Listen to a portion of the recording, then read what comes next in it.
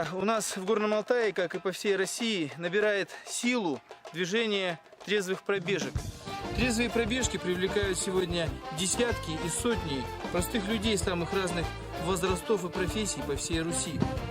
Цель наших пробежек не только и не столько спортивная.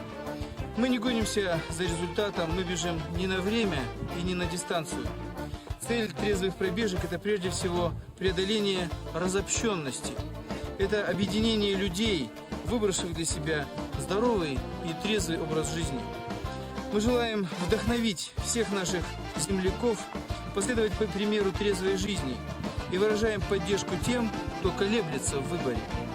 Нашим близким, нашим детям, которые смотрят на нас, приятно и радостно видеть нас спортивными и подтянутыми во все дни года, а не только летом на пляже. Трезвые пробежки – это реальный шаг объединения нашего многонационального народа на основе традиционных ценностей.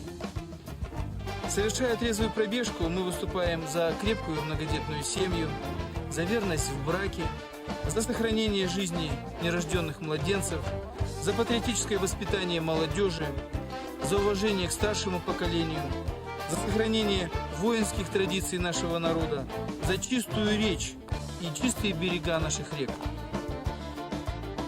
Призываем тебя присоединиться к движению трезвых пробежек, формировать новые здоровые традиции встречи праздников, организовывать трезвые пробежки в своем городе или селе.